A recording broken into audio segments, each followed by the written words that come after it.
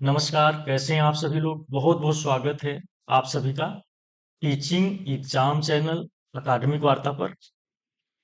हम लोग गुलाम वंश के अंतर्गत इल्तुतमिश को इल्तुतमिश के विषय में हम लोगों ने मोटा मोटा देखा था। सबसे पहले दिल्ली सल्तनत का खलीफा से खिल्लत प्राप्त किया था इसने।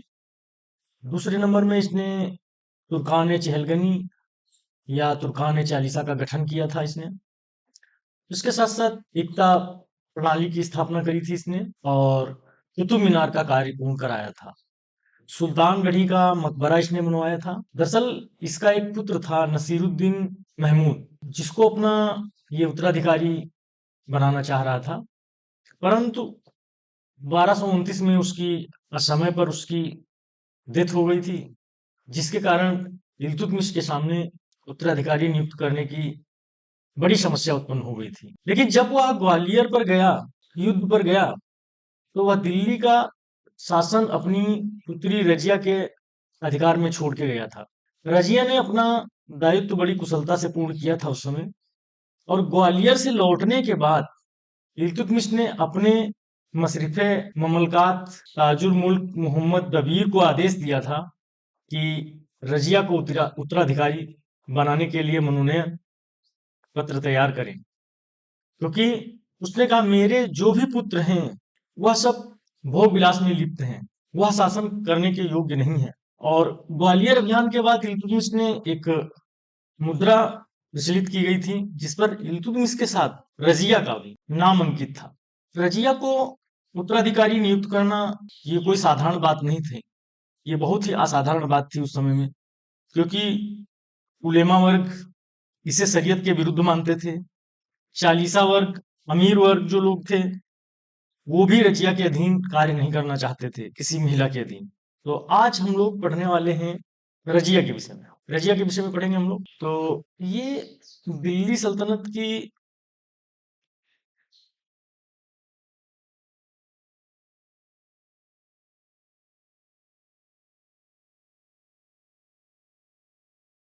पहली एवं अंतिम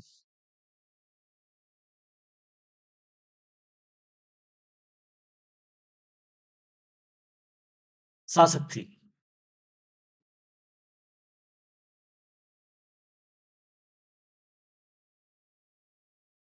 इसका समय की बात अगर करें तो समय 1236 से 1240, 1236 में इल्तुतमिश की डेथ हो जाती है।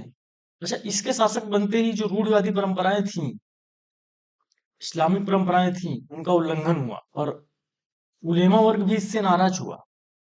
और जब नाराज होगा तो अमूमन सी बात है, जब तक इल्तुतमिश जीवित रहेगा तब तक तो सभी लोग यस सर करेंगे। जैसे ही इल्तुतमिश की डेथ हो गई, तो परिवार में रजिया के विरुद्ध षड्यंत्र प्रारंभ हो गया। उसकी सौतेली माँ थी एक शाहतुर्कान, और उसका पुत्र था नसीरुद्दीन फिरोज। उसने उसको शासक बनाने के लिए चालीसा के साथ मिलके और उसको गद्दी पर बैठा दिया, रुकनुद्दीन फिरोज शाह।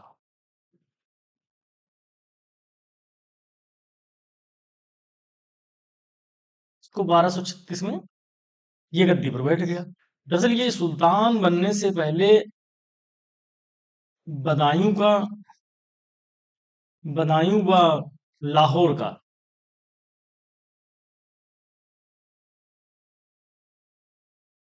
जो सरकार का प्रबंधन होता है उसको संभालता था ये। रुकनुद्दीन रुकनुद्दीन फिरोज शाह के विषय में मिनहाज सिराज लिखता है, नाम सुने होंगे आप लोग। जब हम लोग मध्यकालीन इतिहास जानने के स्रोत पढ़ रहे थे तो उसमें हम नाम सुना होगा मिनहाज उस सिराज का। मिनहाज उस सिराज,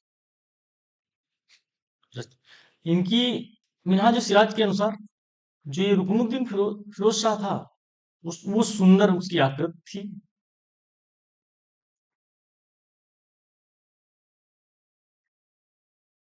सरल स्वभाव का था,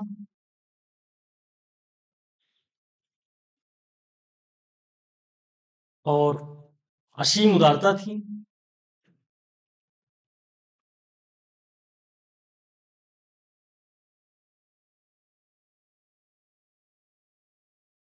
लेकिन हमेशा ध्यान रखना, जो शासक होता है उसको भावनात्मक नहीं होना चाहिए। ये सद्गुण, ये उदारता इस शासक बनने के लिए पर्याप्त नहीं होता। ये दरअसल क्या है, ये अपनी इंद्रिय सुख के लिए विष्णु में ये लिप्त था, जिसके कारण ये भोग विलास के कारण ये योग्य नहीं था। तो रुकनुद्दीन फिरोज शाह जब योग्य नहीं था, जब शासक कमजोर होता है, विलासतापूर्ण जीवन जीता है, प्रेमी जीवन जी इसको बोलते थे, प्रेमी जीवन कहा गया इसको, जो प्रेमी जीवन जी रहा है, तो अमूमन सी बात है, जो दरबार में लोग होंगे तो उसको कठपुतली की तरीके से कार्य करेंगे। तो ये क्या है, अपना शासन प्रणाली जो है अपनी माता को पूरा सौंप दिया, शाह तुर्कान को।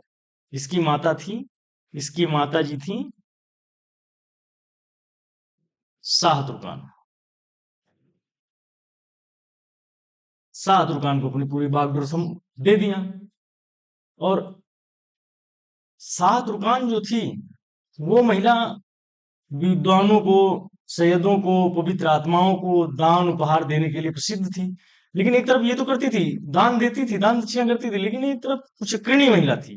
तो अमूमन सी बात है, कोई जब कोई अमूमन सी बात है जब कोई शासक कमजोर होगा, अयोग्य होगा, तो दरबार में विद्रोह होगा।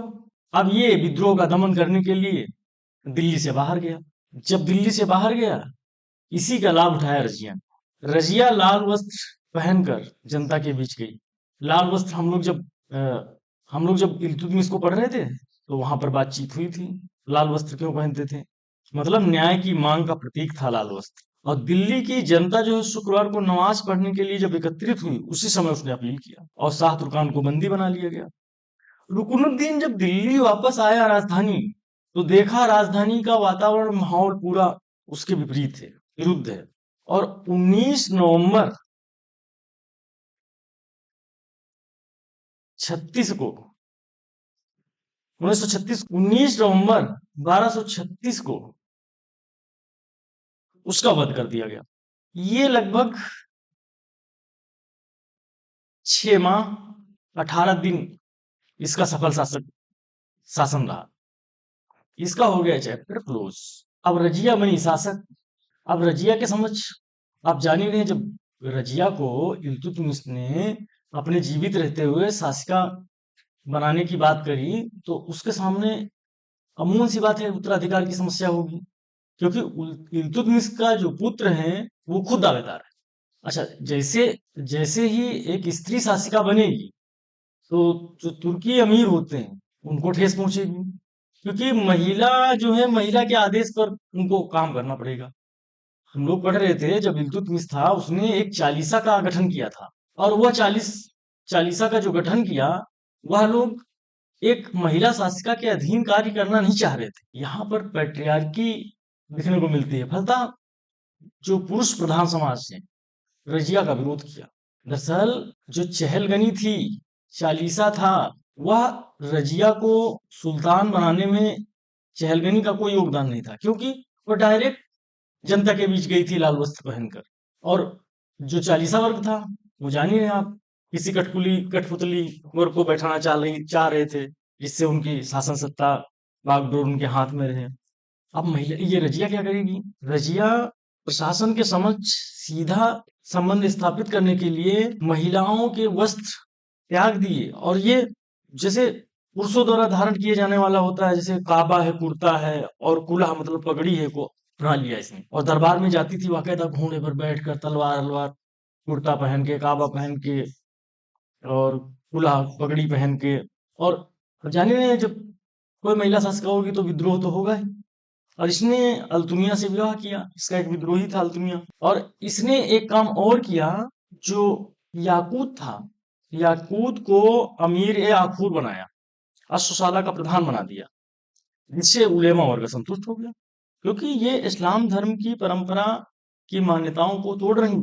और जो याकूत था, अमीर याकूत था, जो अमीर याकूत मतलब जो अश्वशाला का प्रधान था, वो रजिया को, जब रजिया घोड़े पर चढ़ती थी तो उन्हें हाथ से सहारा देता था, दोनों हथेली फैला देता था, उसी पर पैर रख के रजिया चढ़ जाती थी घोड़े पर। जब घोड़े से उतरती थी तो वो सहारा देता था। इससे कुछ लोगों ने रजिया के और याकूत के बीच रजिया के बीच याकूत के बीच प्रेम संबंध की बात कही। चलिए इसी बात को हम लोग लिख लेते हैं। हेडिंग डाल लीजिए प्रारंभिक कार्य। हेडिंग डाल लीजिए प्रारंभिक कार्य।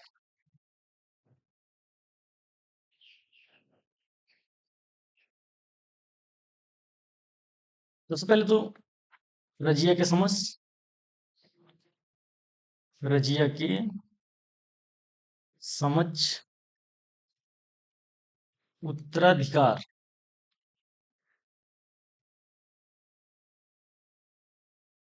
की समस्या थी। दरअसल क्या है कि इल्तुतमिश के पुत्र भी इसके दावेदार थे।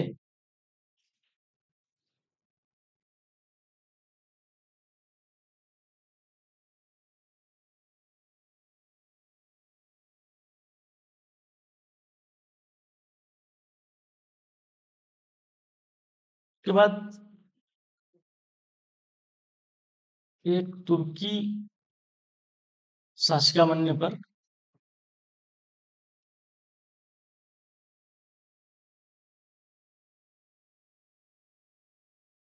तुर्की अमीरों को ठेस पहुंची।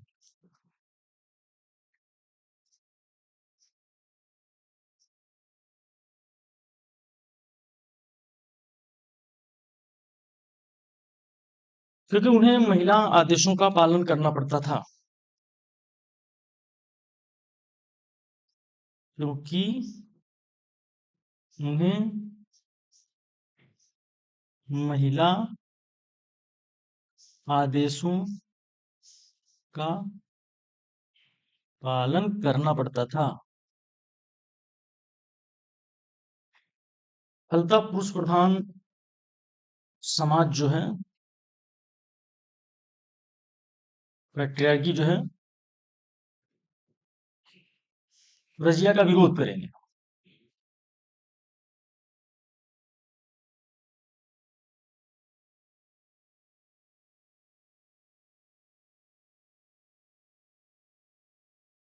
और रजिया का जो है चहलगनी का कोई योगदान नहीं था। दरअसल जो रजिया है ना, सुल्तान बनेगी।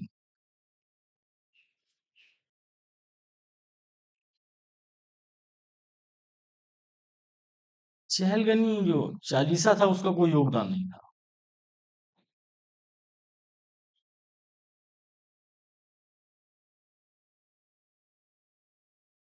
अच्छा, प्रशासन वर्ग के साथ सीधा संबंध स्थापित करने के लिए रजिया ने पुरुषों द्वारा वस्त्र धारण जैसे करे जाते उस तरीके से वस्त्र धारण करने लगी थी। तो यहाँ लिख लीजिए रजिया ने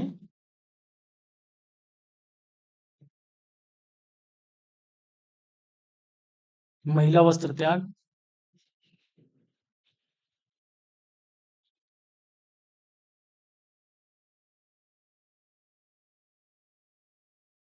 पुरुषों के पुरुषों द्वारा जो धारण किया जाता था,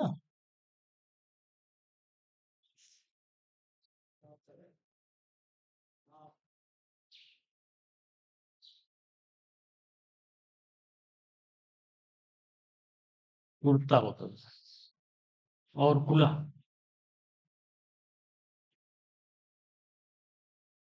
मतलब पगड़ी, पगड़ी के समान।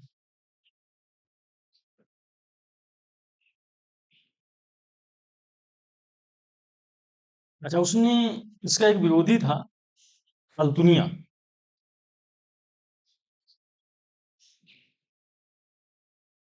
अल्तुनिया से विवाह कर लिया।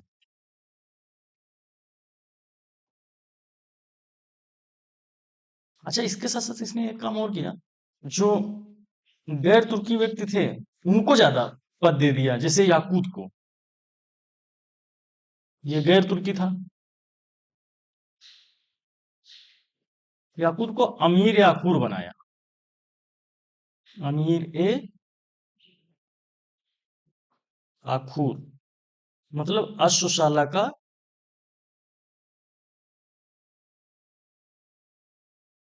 प्रमुख या प्रधान पद दिया।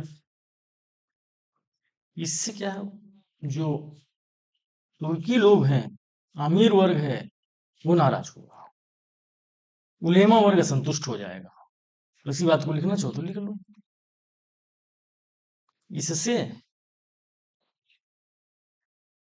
उलेमा वर्ग, अच्छा उलेमा और आमिर आप लोग जान ही रहे हैं। उलेमा वर्ग असंतुष्ट हुआ, क्योंकि इस्लाम की जो परंपराएं हैं या मान्यताएं हैं या उनके खांचे हैं वो टूटने लगे।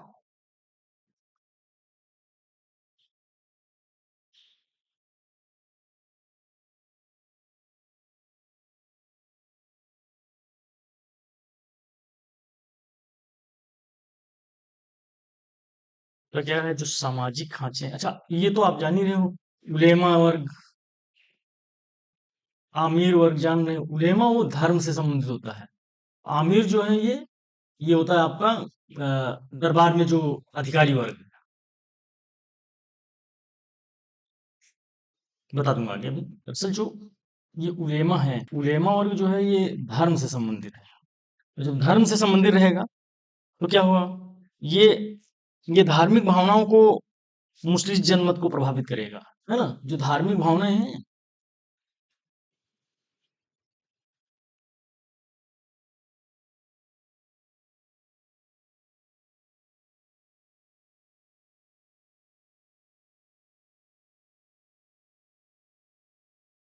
प्रभावित करेगा।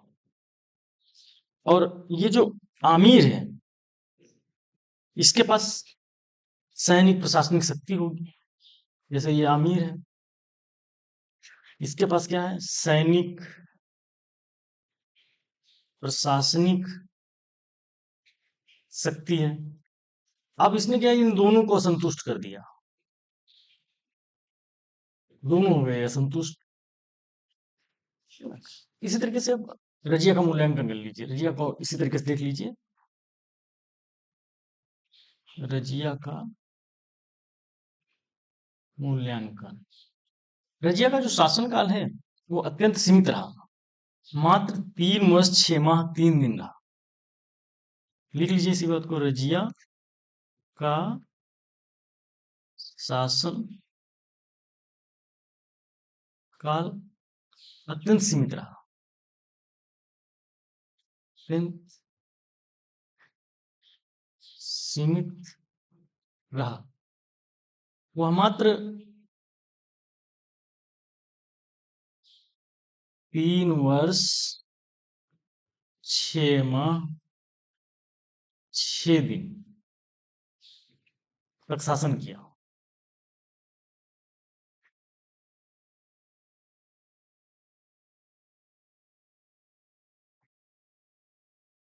रजिया की प्रशंसा करते हुए मिन्हाज सिराज लिखता है रजिया एक महान शासिका थी और उसके अंदर वो बहुत बुद्धिमान थी, न्यायप्रिय थी, उदार भी थी और प्रजा की शुभचिंतक भी थी, प्रजा पालक भी थी।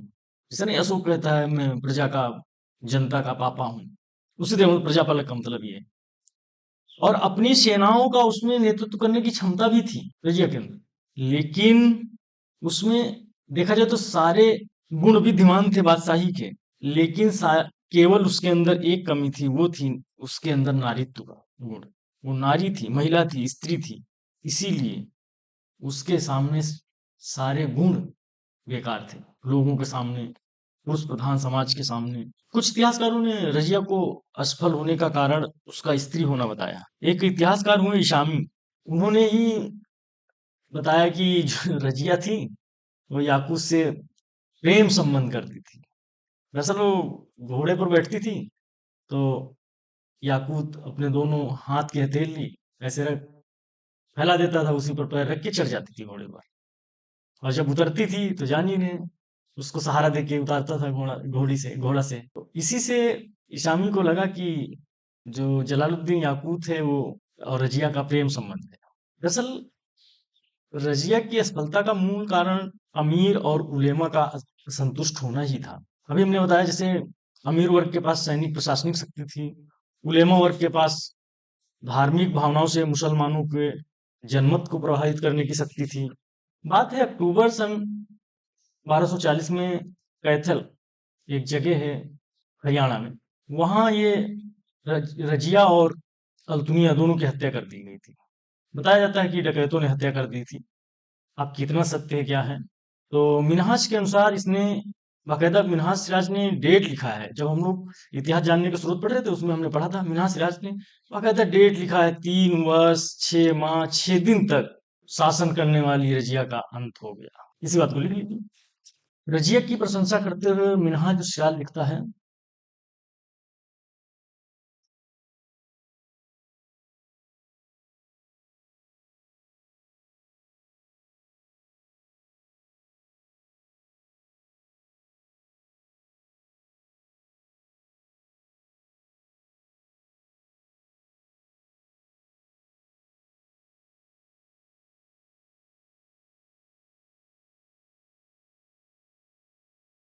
रजिया की प्रशंसा करते हुए मिनहाज सिराज लिखता है, सुल्तान रजिया एक महान शासिका थी। सुल्तान रजिया एक महान शासक थी, बुद्धिमान थी, न्यायप्रिय थी, उदार चित्त की थी और प्रजा की शुभचिंतक थी।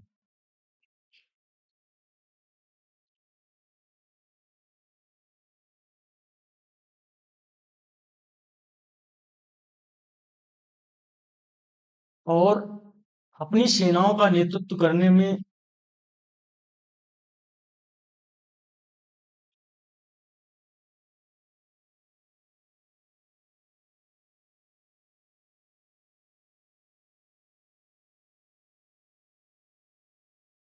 उसमें सभी बादशाही गुण विद्यमान थे।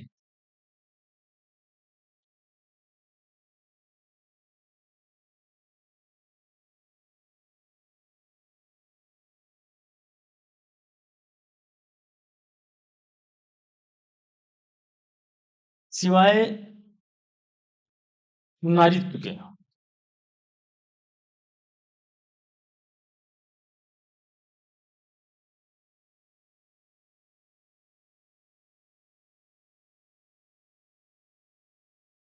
और इसी कारण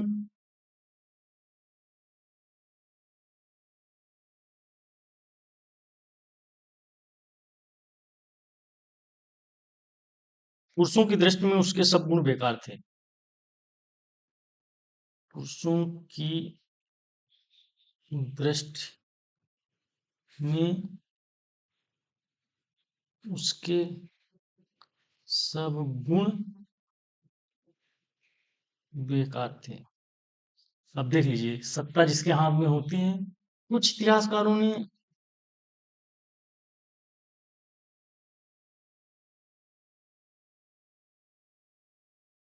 रजिया की असफलता का कारण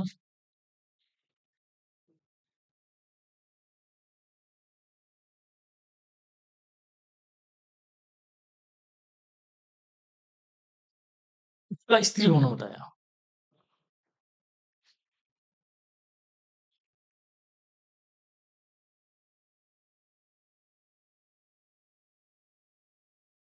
तत्कालिक इतिहासकार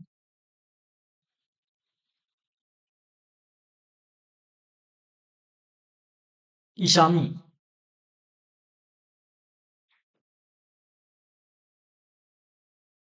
उस पर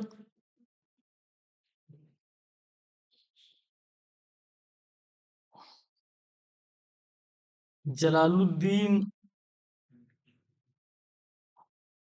याकूत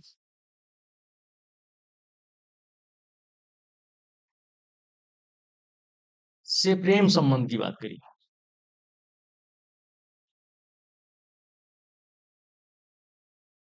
आरोप लगाया, प्रेम संबंध का आरोप लगाया।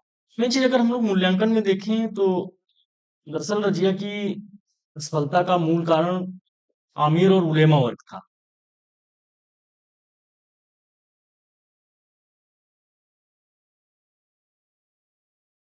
रजिया की असफलता का मूल कारण अमीर और उलेमा वर्ग था। क्योंकि अभी हमने बात करी, अमीर वर्ग के पास सैनिक शक्ति थी, उलेमा वर्ग के पास धार्मिक भावनाओं से आम जन उनके संपर्क में थी। अक्टूबर 1240 में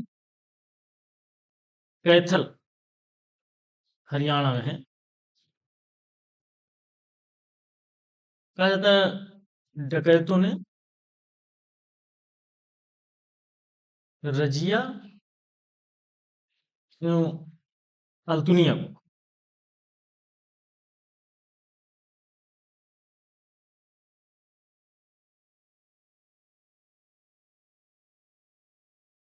अल्तुनिया की हत्या कर दी। मिन्हास के अनुसार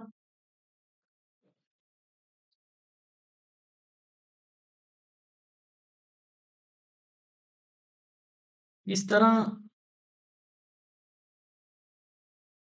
3 वर्ष 6 माह 6 दिन तक शासन करने वाली रजिया का अंत हुआ। इसका हो गया चैप्टर क्लोज।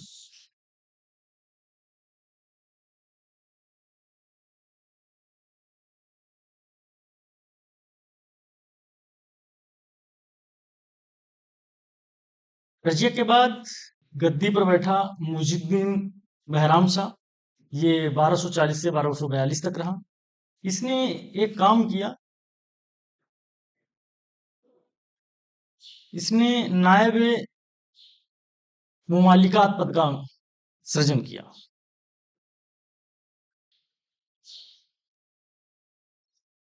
नायब मुमालिकात क्या होता था? जैसे ये मान लीजिए राजा है, तो राजा के जो आसपास रहने वाले लोग, बिल्कुल करीबी राजा का नायब मुमालिकात कहलाता था। ये प्रश्न पूछा जाता है, कई बार पूछा गया है। और उसके बाद अलाउद्दीन मसूद शाह बैठा। उसके बाद नसीरुद्दीन महमूद 1246 से 1265 तक। तो नसीरुद्दीन महमूद के समय में कुछ एक दो चीजें खास हैं। मिन्हाज ने नसीरुद्दीन महमूद को दिल्ली का आदर्श सुल्तान और सुल्तानुस सलातीन कहा है। उसने अपनी पुस्तक तबकात नासरी इसी को आश्रयदाता मानकर समर्पित कर दिया था। और इसामी के अनुसार वह एक अच्छा सुलेख और धर्मपरायण व्यक्ति था। कुरान की प्रतिलिपियों को बेचकर और जो आय होती थी उसी से वह अपना खर्चा चलाता था। यहाँ तक कहा जाता है उसकी पत्नी पाकशाला में भोजन बनाती थी, क्योंकि उसने अपने घर में दासियां नहीं लगा के रखी। इसामी कहता है वह बिना तुर्की सरदारों के आज्ञा के ना तो हाथ हिलाता था, न पैर हिलाता था, न पानी पीता था, न सोता था। मतलब महल में उस समय रहता था बलबन, और बलबन ही पूरे साम्राज्य को संभालता था। और बलबन ने 1249 में अपनी पुत्री की शादी नसीरुद्दीन महमूद के साथ कर दी थी।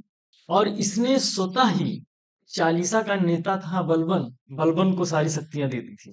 तारीख मुबारक साहित्य लेखक यहिया बिन अहमद कहते हैं कि इसकी मृत्यु बीमारी से हो गई थी। वहीं इसामी फरिश्ता और इब्न बतूता कहते हैं कि इसकी मृत्यु के लिए बलबन जिम्मेदार है।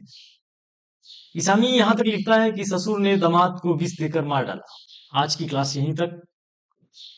नेक्स्ट क्लास में हम लोग पढ़ेंगे बलबन को। ये बलबन जो है 1266 से 1287 तक रहेगा। इसके विषय में हम लोग देखेंगे। बर्नी ने लिखा है कि बलबन जो है पहले मलिक बना, मलिक से खान बना, खान से सुल्तान बना। प्रकृति ने सुल्तान बलबन के शरीर पर राजसी वस्त्र सिल दिए थे।